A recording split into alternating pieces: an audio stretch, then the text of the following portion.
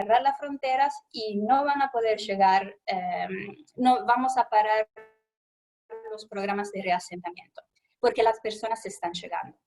Y ahí se decía siempre, mira que las personas más vulnerables no pueden llegar solas. Si hay, por ejemplo, una viuda, si hay un niño, si hay personas enfermas, estas personas las estás dejando en Siria bajo de la situación que están teniendo.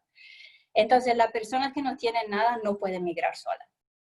Y por eso es fundamental tener programas distintos que ayuden a las personas en esas situaciones. La migración tiene un costo. Hay que pagar algo para poder migrar y en ese sentido lo que vemos es que si un país es muy, muy pobre, la mayoría de las personas son muy, muy pobres, y luego la economía de ese país cambia, lo que vemos es que las personas van a migrar más. ¿Por qué? Se unen, por un lado, la intención de migrar a la posibilidad de hacerlo, porque hay los medios, hay la posibilidad de comprarse un pasaje, por ejemplo, o de pagar a un traficante, o de ganar una beca para ir al extranjero a estudiar. Entonces, lo que se ve es que cuando hay una economía fuerte en un país, al principio las personas van a migrar más. Entonces, ustedes me ven en la pantalla, miren, va un poco así. Si un país es muy, muy pobre, si una persona no tiene nada, no va a viajar, no va a poder migrar. Pero cuando la migración y la economía es más fuerte, la migración va a subir. Y lleva bastante tiempo para un país para ver que la migración se estabilice. Y un país desarrollado en general va a tener migración, en el sentido que las personas viajan, que viajen como turistas, que viajen por trabajo o que viajen de otra forma para estudiar, por ejemplo. Al tener la posibilidad, las personas simplemente se mueven. Esa es la historia de nuestra humanidad. Entonces, fijarnos en la idea que tenemos que parar la migración no va a funcionar de ninguna forma. Lo que sí podemos ver es cómo proteger a las personas, dar oportunidades para que puedan viajar de forma segura, ordenada y digna, y que pueda apoyar, por un lado, el desarrollo de los países que están involucrados, de las comunidades y de la persona también. Ahora, si vemos en nuestra región, si miramos en América del Sur, lo que ven es que es una región de origen, tránsito y destino. Y si miran históricamente, desde el año 2000, miren cómo cambió la migración en la región, en el sentido de el número de migrantes sudamericanos dentro de la región. Y eso es fundamental porque 80% de los migrantes en Sudamérica son intrarregionales, o sea, son de la misma región. La persona se mueve de un país a otro o en el mismo país. Sin embargo, ¿qué pasó entre el 2010 y el 2019? Esa pregunta se la dejo para después, cuando tendremos el momento de intercambiar, pero bueno, hubo una situación que destabilizó y que sigue la migración en la región. Y como ven en la pantalla, hubo un cambio de millones de personas migrando en la región y también fuera de la región. Bueno, acá ya hay la respuesta a mi pregunta. Eso es lo que cambió la situación en Venezuela. Con el desplazamiento de más de 5 millones de venezolanos en los últimos años, cambió el fenómeno migratorio en la región y con muchas consecuencias. Antes, no es que no había migración, siempre había migración, y inclusive en la región y fuera de la región, sin duda, pero ese cambio de millones de personas que dejaron a Venezuela cambió bastante la movilidad en la región.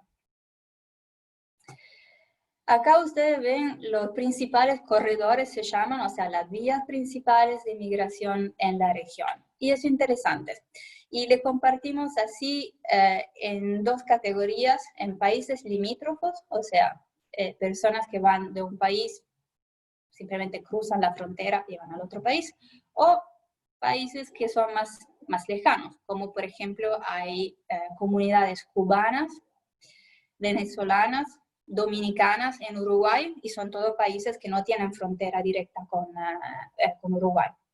Entonces, entre países limítrofes hay Venezuela y Colombia. Sin embargo, esa, como ustedes saben, una migración ha sido enorme. Paraguay y Argentina, hay una comunidad de paraguayos muy grande en Argentina, es la primera comunidad de paraguayos al exterior, y Perú y Chile. Y entre países que no tengan una frontera compartida, primero es Venezuela con Perú, luego Colombia y Chile, y Perú con Argentina. Sin duda hay personas de la región en todos los países de la región, o sea, es una migración muy fluida, y no tiene por qué ser un problema, en el sentido, las primeras dos comunidades en Paraguay de extranjeros son de Argentina y Brasil, y son personas que vienen acá por razones distintas, por trabajo, etc. Entonces, no se plantea el tema de la migración como un problema, sino es parte de la economía y de la sociedad como la conocemos.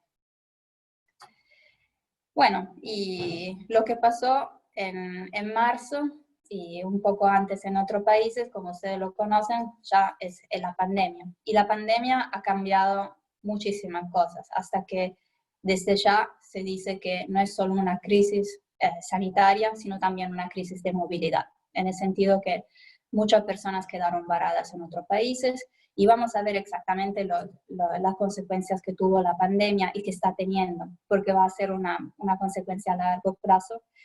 Y nosotros estamos trabajando y cambió también nuestro trabajo, en el sentido que, por ejemplo, nosotros tenemos programas de movilidad, en el sentido de apoyar la movilidad de personas. Todas esas personas que cuando no hay vuelos, estas personas se quedan varadas en un país u otro. Entonces nuestra respuesta se enfoca en 4 prioridades que son bastante, que de una manera nos indican también las prioridades que vemos en manejar los flujos migratorios en el sentido general. Entonces, una respuesta coordinada, inclusive, o sea, en el sentido de pensar también en personas migrantes. Ese tema se plantea mucho en el sentido de que ningún país va a poder tener una respuesta eficaz a la pandemia si no está incluyendo a toda la sociedad de este país, incluyendo a los migrantes, sin duda. Reducir la mortalidad y la morbilidad en el sentido de evitar contagios. Eso es clarísimo, en el sentido que muchas veces para las personas migrantes, sobre todo en situaciones vulnerables, se encuentran en situaciones donde, por ejemplo, no pueden hacer cuarentena o viven en asentamientos informales donde el hacinamiento es un tema importante, o donde no hay agua, por ejemplo. Entonces hay muchos temas que están relacionados a eso. Garantizar el acceso a servicios básicos, inclusive, sin duda, servicios de salud, fundamental en el tema de la pandemia. Y también responder a los temas socioeconómicos en el sentido del impacto económico. Como sabemos, hay muchos países que de una manera u otra se apoyan a fenómenos migratorios en su economía. Y si las personas no pueden viajar, eso también tiene un impacto económico. Este que ven acá es de abril, entonces no es totalmente significativo en este momento, pero solo para indicar que en casi todos los países de la región, inclusive del Caribe y Centroamérica, las fronteras de una forma u otra estaban o cerradas completamente, parcialmente o totalmente. Hay muchas consecuencias en tema de movilidad en la pandemia. Si ustedes se imaginan cuántas personas viajan cada día, se puede imaginar en la situación de la pandemia cuántas personas se quedaron o varadas en un país. Puede ser que estaban de turismo o trabajando o estudiando y están ahora hace meses en ese país, y puede ser que no tengan recursos para estar tanto tiempo en ese país, que nunca lo tenían planeado de quedarse tanto tiempo. Pero también familias que se quedaron separadas, refugiados, por ejemplo, personas que iban a ser reasentadas en otro país y se quedaron en otro país porque ya no había vuelos para moverse. Y también se puede imaginar cómo personas al no tener recursos, por ejemplo, al quedarse en situaciones complicadas, por ejemplo, todas las personas que están dependientes de ingresos diarios, de trabajos informales, por ejemplo, y ya no tienen ese trabajo, muy rápidamente se encuentran en situaciones desesperadas. Y si, por ejemplo, hay razones para migrar, puede ser que al no poder viajar de forma regular, estas personas van a encontrar otras situaciones como, por ejemplo, encontrarse en situación de vulnerabilidad y quedarse en situaciones de explotación, porque lo que vemos, por ejemplo, es que puede ser que hay personas que no pueden dejar de trabajar, en el sentido que las personas que podemos hacer teletrabajo o decir, bueno, un tiempo no voy a trabajar, nosotros somos los privilegiados. Hay personas que no pueden dejar de trabajar ni si tienen síntomas o ni si, por ejemplo, el empleador no le comparte medidas de protección y si saben que es una situación donde hay la posibilidad de contagio. Hay personas que, por ejemplo, están en pensiones irregulares donde hay situaciones de hacinamiento y donde es imposible hacer cuarentena, inclusive si hay síntomas. Y además todo el tema de personas que están en asentamientos informales o que están en situación de calle. Entonces, la situación ha complejizado muchísimo la situación de las personas migrantes en el mundo. Sobre el cierre de fronteras se resalta la situación de Uruguay, que se destacó a nivel mundial, porque cuando se cerraron las fronteras, se consideró la situación de personas que necesiten protección internacional. Entonces, para esas personas hay la posibilidad de entrar a Uruguay, y eso se destacó como buena práctica en una carta del Alto Comisionado de Naciones Unidas para Derechos Humanos y ACNUR, que es el Alto Comisionado de Naciones Unidas para los Refugiados, y de la OIM. Porque de verdad no hubo muchos países en el mundo que tomaron en cuenta la situación de las personas en este caso.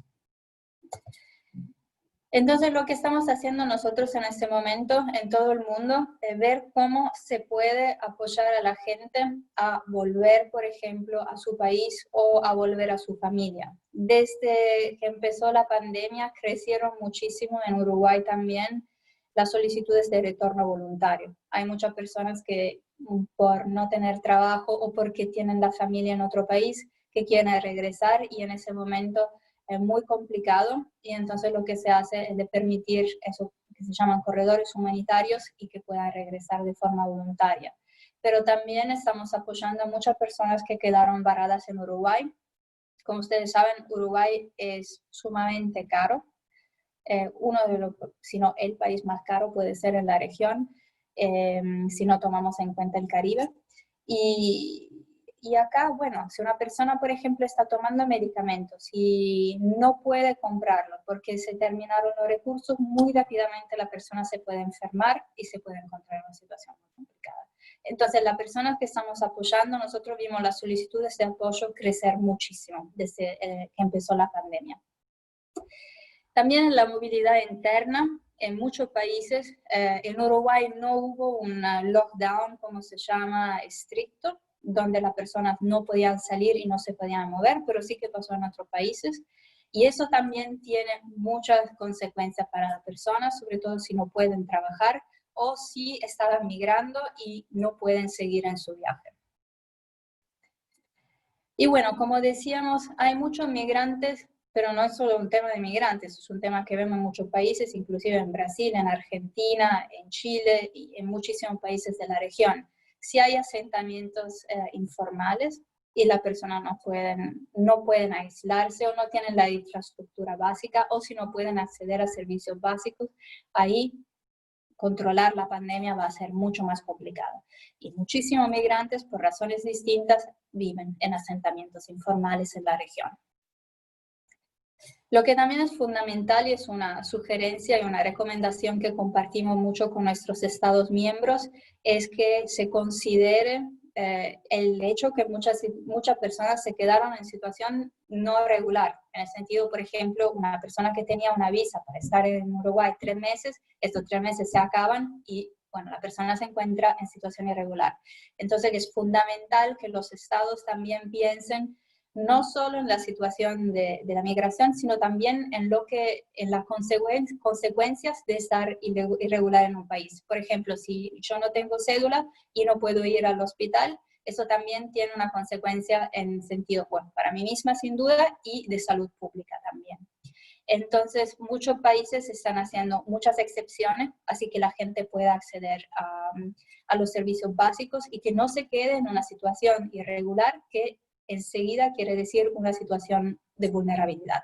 Y sin duda en Uruguay se está haciendo eso también y en Paraguay también. El impacto en el mundo del trabajo, bueno, eso se podría hablar de eso una hora solamente sobre este tema. Pero lo que vemos es que mucha gente perdieron el trabajo en el sentido que fueron despedidos o, por ejemplo, trabajaban en un sector que fue más impactado por la pandemia y entonces perdieron sus ingresos. También hay personas, como decíamos, que lo que hacen es como, ¿por qué hay otras personas que no pueden trabajar? Por ejemplo, si hay personas que tienen la posibilidad de decir, mira, esa situación es demasiado peligrosa, yo me quedo en casa, pero ese servicio tiene que seguir. Muchas veces son los migrantes que van a seguir trabajando en esta situación por un tema de vulnerabilidad económica, porque no pueden dejar de trabajar. Se ve mucho un deterioro de las condiciones de trabajo, en el sentido que hay menos inspecciones laborales, hay como un desvío de atención de situación de trata y de tráfico, por ejemplo, y de explotación laboral. Entonces, también en tema de quedarse aislados, vemos, por ejemplo, que muchos trabajadores domésticos y también en el trabajo sexual, el nivel de explotación está creciendo por temas distintos, pero sin duda por impacto de la pandemia. Y también una reducción en ingresos laborales, en el sentido que, por ejemplo, como ustedes sabrán sin duda mejor que yo, hay muchas personas en Uruguay que con un trabajo no alcanzan, o sea, no le da simplemente para toda la familia, entonces tienen 2 o 3. Y en ese momento puede ser muy fácilmente que, por ejemplo, trabajen con pedidos ya o en un restaurante y, bueno, por el impacto de la pandemia, se queden, por ejemplo, con un solo trabajo, lo que va a tener muchos impactos no solo para la persona, sino también a veces para la familia, si ellos están enviando remesas o sea, enviando dinero a la familia en el país de origen. Si vemos los sectores donde hay más migrantes que trabajan, y eso sin duda es también la situación en Uruguay, la participación es muy alta en sectores como trabajadores agrícolas, pero también todos los servicios que se consideran esenciales, también alimentos, por ejemplo. El trabajo doméstico. El trabajo doméstico quizá no es un fenómeno enorme en Uruguay, pero en muchos países, por ejemplo en Oriente Medio, donde es súper común que todas las familias, por ejemplo, de ingresos medios, tengan alguien que vive inclusive a veces en casa y hacen trabajo doméstico. Muchas veces no hay servicios de protección para estas personas y se quedan muy aisladas, no pueden salir de casa a veces los empleadores también le retiran el pasaporte y pueden haber situaciones de trata y de explotación inclusive extrema. Y eso pasa en muchos países del mundo. Todos los servicios de cuidado, eso históricamente, y en muchos países del mundo hay un porcentaje muy alto de personas migrantes y personal de trabajo que se llama a veces no calificado, en el sentido de personas que, por ejemplo, trabajan en supermercados y en almacenes y en plataformas de entregas que ya hemos mencionado. El tema de las remesas es algo que no se visibiliza mucho, en el sentido que todavía no estamos viendo el impacto y lo vamos a ver más. Si consideramos que hace el 75% de las remesas, y bueno, las remesas son el dinero que un migrante envía a casa. Y entonces yo puedo ser, por ejemplo, dominicano en Uruguay y envío todos los meses dinero a mi familia en República Dominicana. Lo que pasa es eso, que hasta el 75% de las remesas se utilizan para servicios básicos, educación, comida, alojamiento, y el impacto que se piensa, que la estima que del Banco Mundial para el 2020, o sea, este año, ahora, en América Latina es casi del 20%. Y acá estamos hablando de una cantidad de dinero enorme, porque es mucho dinero que la gente envía a casa, no individualmente, sino en forma agregada. Eso va a tener un impacto que es doble, ¿no? Si estamos pensando a una persona, por ejemplo, que un paraguayo en Argentina y le despiden del trabajo, hay un impacto para la persona misma, porque perdió el trabajo y su fuente de ingreso. Para la familia que recibía las remesas, pero también para la economía en general, porque esa persona quizá va a regresar a Paraguay y a buscar nuevo trabajo, y si son muchos, el impacto en la economía también es importante. Y fíjense que hay muchos uruguayos también que están en países donde ya se siente el impacto económico de la pandemia y quieren regresar a Uruguay. Entonces el tema es actual en todos los países del mundo. Y bueno, el tema de la discriminación no lo podemos dejar en el sentido que hay en este momento una cantidad de sentimientos de discriminación y xenofobia impresionantes, y simplemente hay que fijarse en Twitter o en Facebook y se ve muchísimo, inclusive en Uruguay, donde hasta antes de la pandemia hubo momentos, por ejemplo, cuando alguien decía algo de racista y había un rechazo social muy fuerte. O sea, es algo que a la gente no le gustaba escuchar y que si se compartía en redes siempre había muchos ataques también de no se pueden compartir cosas así. Y en ese momento este sentimiento de rechazo, de hecho, a la persona migrante se está viendo muchísimo. Un poco por un tema de miedo, quizá, de decir cómo le van a ayudar a él que es migrante y yo uruguayo que estoy en la misma situación. No me están apoyando. O a veces simplemente se generaliza y se ve mucho, por ejemplo, con el tema de médicos, que si hay un médico uruguayo que hace un error, se dice, bueno, es un médico malo, puede pasar. Pero si es un médico venezolano, es porque todos los médicos venezolanos no son buenos. Y el nivel de politización y desinformación y también racismo simplemente que se está viendo en las redes, pero también en las personas. Nosotros estamos en contacto, por ejemplo, con las comunidades africanas que viven en el Chuy, por ejemplo. Eso les impacta en su día a día. Hay gente que no quiere, por ejemplo, ya que alquilen un apartamento porque dicen, no, migrantes nos traen el virus, o no, porque no quitan el trabajo. Entonces, eso es un tema que no podemos dejar y es muy importante. Y bueno, los desafíos ya los hemos visto rápidamente. Hay todo el tema en el tema de la pandemia, hay todo el tema del acceso, que migrantes puedan tener acceso a servicios básicos, pero también enfocarse en el tema de que la respuesta tiene que ser inclusive y solidaria, en el sentido que si no lo hacemos por un tema de derechos humanos, inclusive si no nos molesta que alguien se quede en una situación de vulnerabilidad, tenemos que hacerlo por un tema de salud pública, porque no se puede ganar a la pandemia y tener un estado donde no hay virus si no nos fijamos en todos, porque hasta que haya una persona seguimos teniendo el mismo problema. Y pensar en grupos distintos, o sea que la respuesta, siempre hay que pensar en la respuesta en grupos distintos que puedan tener necesidades distintas, como por ejemplo personas mayores, personas con enfermedades, niños, niñas, adolescentes y también personas homosexuales, transexuales. Cada uno, no pensar en una respuesta que siempre sea la misma para todos, sino tener en cuenta que cada persona es primero una persona y también que tiene necesidades distintas.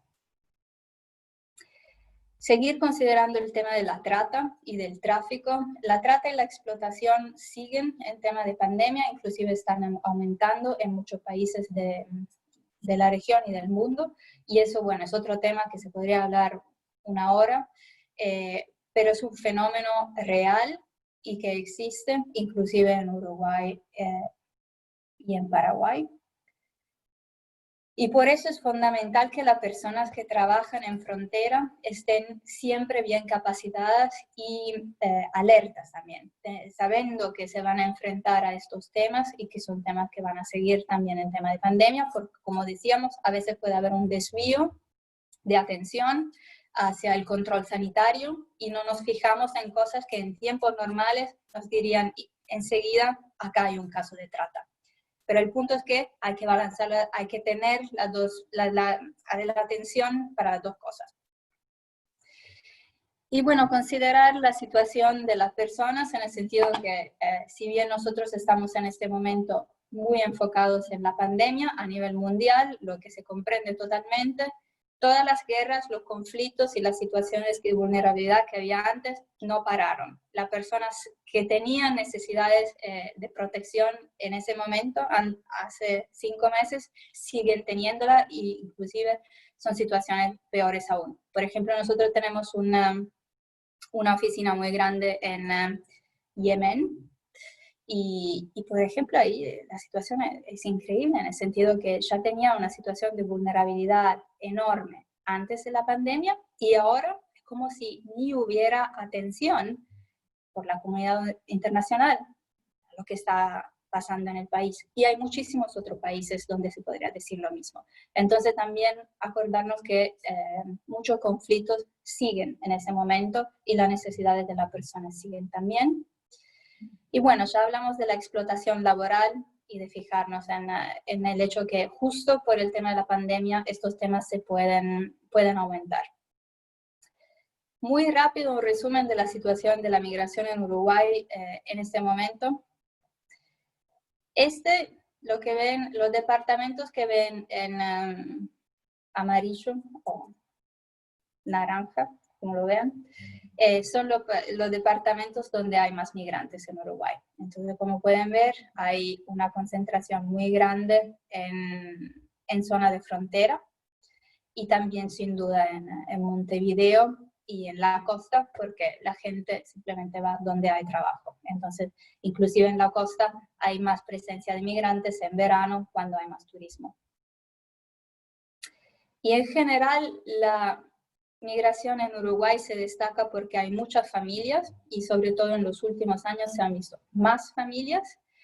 Muchas personas que tenían como destino final a Uruguay, entonces que no lo veían como un país de tránsito, sino que ya tenían desde el principio la idea de llegar a Uruguay y de quedarse.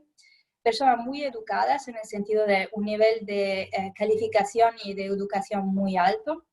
Fíjense, por ejemplo, en que hay muchísimas personas que se encuentran en Uber o en Pedido Ya, venezolanas que son ingenieros, geólogos y, bueno, personas con muchísimas calificaciones. En edad laboral, entonces son personas que también rápidamente se insertan en el mercado laboral y en general tienen un buen acceso al sistema de salud también. Lo que nos trae la situación del aporte demográfico de la migración a Uruguay, porque Uruguay, por su perfil demográfico, necesita migración. No hay otra forma de poner la cuestión de que es Uruguay que necesita migración y más, de hecho, que los migrantes necesiten estar en Uruguay. En el sentido que, sin duda, Uruguay es un destino muy bueno para migrantes porque hay trabajo, porque es seguro, porque también hay una política migratoria muy abierta y con un enfoque en derechos humanos.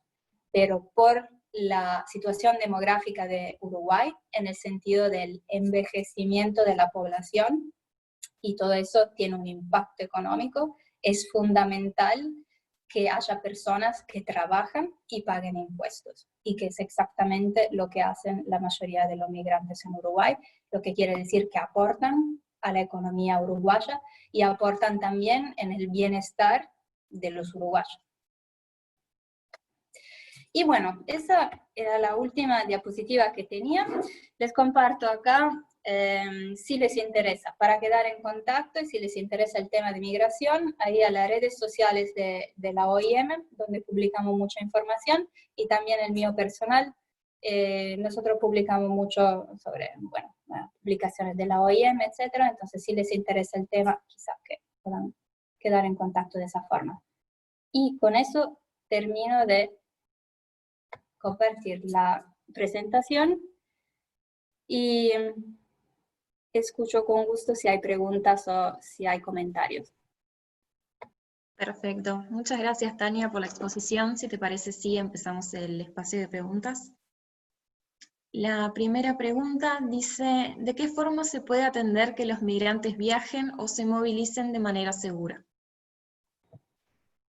Hay un rol del Estado en el sentido de que la persona muchas veces, si tienen una opción de viajar de manera regular, no van a viajar de manera irregular. Si piensan en la situación de los migrantes, por ejemplo, que cruzan el mar Mediterráneo para llegar a Europa, o bueno, muchísimos casos en el mundo, es un tema que se conoce mucho porque se ve, pero en toda la región, inclusive en esta región, hay gente que muy lamentablemente muere o se expone a riesgos para migrar. Y entonces, al tener opciones regulares, la persona muchas veces van a viajar de forma regular. Entonces, primero hay el deber, de hecho, de los estados de crear esas opciones, así que la persona puedan viajar regularmente. Y por otro lado, hay todo el tema de información. Muchísimas personas que se encuentran en situación de trata, por ejemplo, desconocen el riesgo de que le pueda pasar, también porque muchas veces empieza en la familia misma, a veces por los padres también, y desconocen sus derechos también. Entonces hay un trabajo de prevención también que se hace con grupos que están más a riesgo para informarles de los riesgos que puede haber la migración, no para decirles que no migren, sino que sepan lo que puede pasar. Bueno, muy bien. Tenemos otra pregunta que consulta Martín, el cual escribió, además de la crisis derivada del COVID-19, han ido aumentando en los últimos años los gobiernos con discursos nacionalistas, antiglobalización y expresamente anti-inmigrantes, al menos de manera selectiva, aporofobia. ¿Cómo trabaja la OIM con estos gobiernos? ¿Tiene la organización injerencia para obligar o presionar a un Estado a aceptar migrantes? Obligar nunca, en el sentido que todos los estados son nuestros estados miembros, entonces yo, por ejemplo, represento a Uruguay, porque estoy en Uruguay, pero de hecho represento a todos los estados miembros, porque la organización es una organización, bueno, exactamente como Naciones Unidas, donde cada estado tiene el mismo derecho y la misma representación. Entonces, obligar nunca podemos. Lo que podemos hacer es trabajar con los estados para indicar, bueno, primero para motivar a tener un enfoque en derechos humanos y también para compartir recomendaciones, porque creemos de verdad que no es solo un hecho de hacerlo porque es mejor para los migrantes, pero sino que al tener una migración bien gestionada, va a ganar el Estado mismo. O sea, al tener una migración que se gestione bien y que se dirija exactamente hacia las necesidades también del Estado, eso va a ser una situación win-win. Entonces, de esa forma, es como un trabajo de abogacía, pero obligar no podemos, no tenemos ninguna autoridad para obligar a un Estado. Perfecto. Después hay una que dice, ¿qué opinión tiene el Uruguay ante la región y el mundo en cuanto al trato de migrantes? Supongo que será como nos ven la región. Sí, Uruguay se destaca no solo en la región, sino también en el mundo, por ser un país con una tradición migrante, en el sentido de no solo que muchos de los uruguayos son hijos o nietos de migrantes, pero que lo reconocen, que no es una vergüenza decir yo tengo raíces en migración, sino que la gente lo comparte sin vergüenza, que es algo como parte de la historia, y no es así en todos los países. Y también por el hecho que en las políticas migratorias de Uruguay siempre se tiene en cuenta ese enfoque humano, como comentamos sobre el cierre de fronteras. Entonces, se cierran las fronteras, pero enseguida se toma en cuenta que sí, pero hay personas que van a seguir migrando porque tienen necesidades de protección, que los refugiados siguen existiendo, que hay personas que se quedan con la familia al otro lado y tienen que llegar a su familia. Entonces, ese enfoque de derechos humanos es muy conocido y también lo vemos como nuestro deber y nuestra responsabilidad compartir el buen ejemplo de Uruguay con los otros países en el mundo, en situaciones internacionales, regionales y a nivel mundial. Bueno, tenemos otra pregunta que hizo Mariela, que comenta que trabajó en migración y le gustaría saber si la OIM tiene conocimiento de cuáles serán las pautas que seguirá el gobierno actual sobre los migrantes y en particular sobre la utilización del Instituto de Refugio para aquellos migrantes que no poseen visa.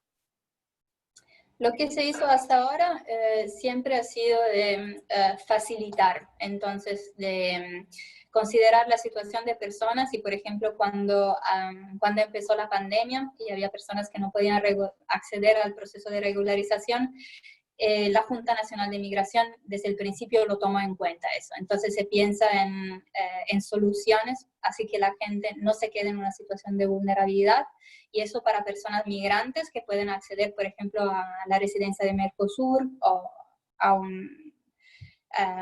una residencia temporal o permanente, o también a personas refugiadas. Entonces, exactamente cuál van a ser las medidas, eso tendremos que ver, pero en general, desde el principio de la pandemia, siempre se ha tomado en cuenta la situación para no dejar a nadie en una situación de vulnerabilidad.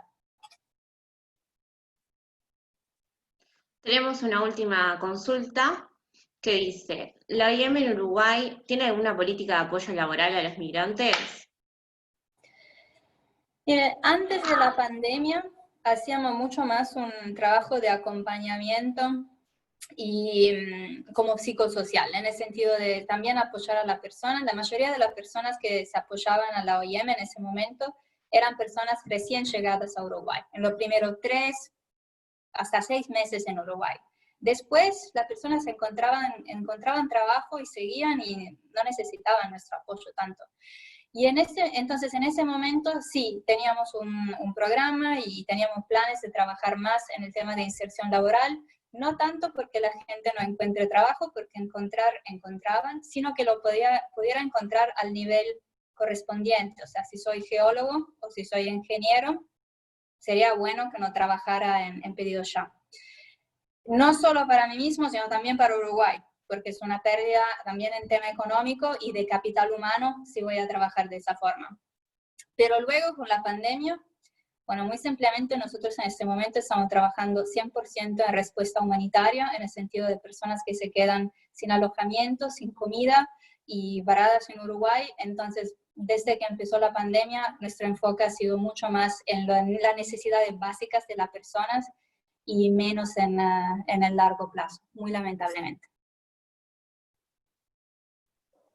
Bueno, nos están llegando más preguntas ahora. Aquí preguntan también cómo es la situación de OIM en Venezuela.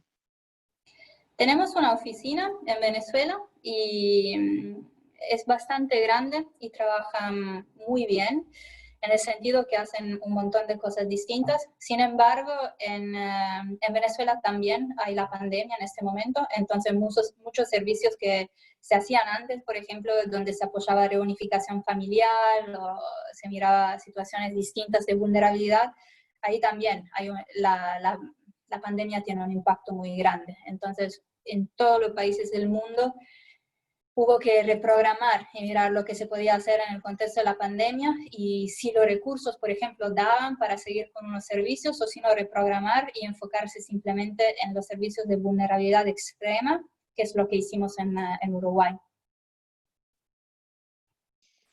Tenemos otra consulta que dice qué opinión te merece sobre la experiencia que tuvo Uruguay con la llegada de los refugiados sirios y si sabes la situación de ellos hoy en día. Ellos están siguen en Uruguay. No tengo conocimiento personal de cada caso individual, pero lo que quiero destacar es que esa experiencia pasó en un momento cuando un montón de países que estaban geográficamente, económicamente e históricamente más cercanos de Siria, estaban cerrando sus puertas y sus fronteras a los sirios. Y eso pasó también en el momento cuando había esa crisis migratoria donde había muchos sirios y muchos países estaban rechazando a refugiados sirios. Y Uruguay, que no tenía ninguna obligación y nadie esperaba que Uruguay hiciera empezara un programa de reasentamiento para sirios.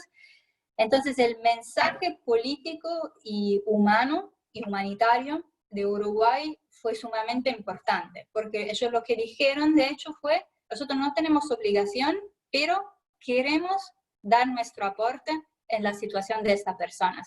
Y fue una situación, o sea, eran muy pocas personas que fueron reasentadas en Uruguay, pero igualmente el mensaje político fue muy, muy positivo. Y sin duda fue la primera experiencia de Uruguay en reasentamiento, entonces hubo lecciones aprendidas y seguro que en futuro se haría de forma distinta, pero lo que yo destaco más importante de todo, me parece, fue el hecho que se apoyaron y se cambió la vida de unas familias que, que estaban en situaciones muy vulnerables. Y es algo más que lo que hicieron muchos otros países. Bueno, nos siguen llegando más consultas. Ahora Mariela consulta si la OIM está brindando algún nexo o ayuda a efectos de obtener documentación a los migrantes en calidad de residentes en trámites en Uruguay, dado que con el COVID se generan inconvenientes para la obtención de los mismos. Ella se refiere a los documentos que se requieren del exterior. Sí. Los documentos que se requieren del exterior. No entiendo bien la parte de documentos. En el sentido que la gente no puede recibir documentos que necesitan. Ok, ahora entiendo. O sea, la gente se acerca a nosotros y luego lo que hacemos es coordinar con Cancillería y con el equipo de regularización en Cancillería, donde se apoya específicamente en ese proceso.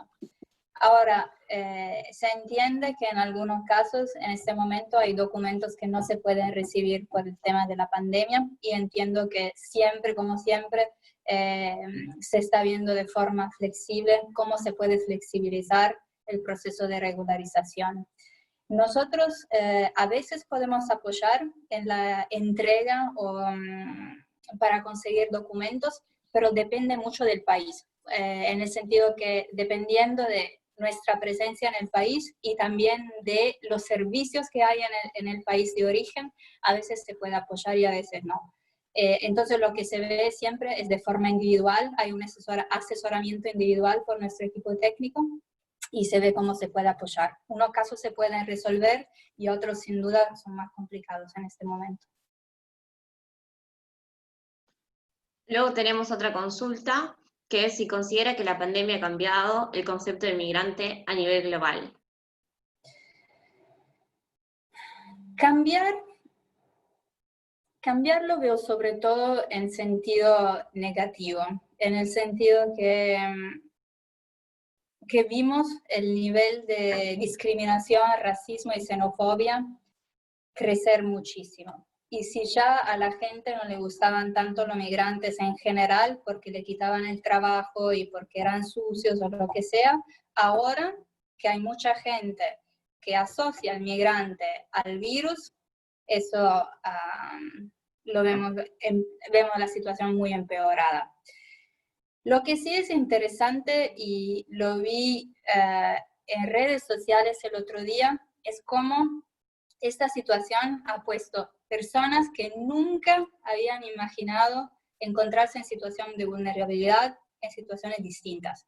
O sea que, por ejemplo, había gente que nunca se había imaginado estar varada en un país y quedarse sin plata y tener que ir al consulado a pedir ayuda porque si no, no podían comer. Entonces lo que ha puesto es que ha cambiado la situación de muchas personas y quizá de esa forma ha cambiado también un sentimiento de empatía, de comprender que a veces hay gente que no quiere, o sea, la gente no quiere quedarse en situación de vulnerabilidad, sino que te pasan cosas en la vida que te ponen en esa situación y que es responsabilidad de todo, en este caso, de ayudarnos, de ayudar a la otra persona, de colaborar y de pensar en un espíritu de solidaridad.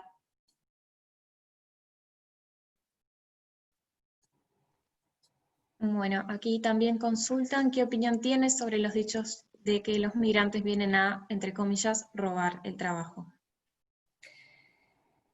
Más que opinar en el sentido que ese es un tema donde hay muchas opiniones, sin duda, y siempre es un tema, lo que vemos son estudios, ¿no? Porque opinar es como, yo podría opinar, pero hasta que no podamos compartir ejemplos y estudios y información comprobada, la gente no te va a escuchar y no te va a creer. Y entonces hay muchísimos estudios que indican que los migrantes no quitan el trabajo. Inclusive hay muchos malentendidos sobre la idea que el migrante, por un lado, pueda abusar de los servicios como, por ejemplo, los servicios sociales y el servicio de salud, etcétera, y por otro lado, quitar el trabajo a una persona nacional, que son dos cosas que cuando se escuchan enseguida indican que la persona que lo está diciendo no tiene conocimiento de lo que está hablando, porque no se pueden hacer juntas. O sea, si yo te estoy quitando trabajo como uruguayo, me imagino que será un trabajo formal donde yo iba a pagar impuestos. Y si estoy pagando impuestos y estoy aportando al BPS, por ejemplo, tengo todos los derechos luego de acceder a estos servicios, porque lo pagué. Y si no estoy trabajando de esa forma, no puedo quitarte el trabajo porque probablemente tú no ibas a trabajar de esa forma irregular e informal. O sea que muchas veces cuando se comparte esta opinión de que los migrantes se quitan el trabajo, son opiniones de, a veces de miedo puede ser, pero que no tienen un fundamento en específico, porque todos los estudios que conocemos indican que la migración regular y bien manejada ayuda a la economía de un país, y no al revés. Eso en resumen. Se podría hablar mucho tiempo, pero en resumen sí. Bueno, vamos a hacer la última pregunta que consulta Paula, que pone, ¿qué pasa con el tema de la reunificación familiar? En este momento estamos recibiendo bastante solicitudes de apoyo en este sentido y es muy complicado. O sea, si bien Uruguay, por ejemplo, permite, y Paraguay también, permite la reunificación familiar y el ingreso de personas por estas razones, si no hay vuelos, no hay vuelos. Y si a veces, por ejemplo, no hay la opción, porque hay países donde la gente ni puede dejar el barrio donde vive. Entonces, si bien a veces hay corredores humanitarios y hay la posibilidad de migrar de esa forma y de hacer la reunificación familiar, a veces no se puede realizar por temas prácticos o se demora muchísimo. Algo que normalmente se haría en unas semanas, ahora te puede llevar hasta 3-4 meses. Entonces, si estamos viendo muchos casos, imagínense cómo tiene que ser para una persona que, por ejemplo, tiene los niños en otro país, que está en Uruguay porque vino, por ejemplo, por turismo una semana y luego le agarró la pandemia y está acá, sigue estando acá. Entonces hay personas que se encuentran de verdad en situación muy desesperada. Bueno, vamos a cerrar el espacio de preguntas. Queríamos agradecerle particularmente a Tania Pacífico por brindar esta exposición y a todos y todas los participantes. Nosotras consideramos que estas instancias son sumamente enriquecedoras, tanto para los estudiantes que participan del consultorio jurídico, como todos los demás estudiantes de la Facultad de Derecho y la sociedad en general, ya que el tema migración es un tema que nos compete a todos. Así que muchas gracias a todos y espero que sigan participando en las próximas charlas académicas. Muchas gracias, hasta luego.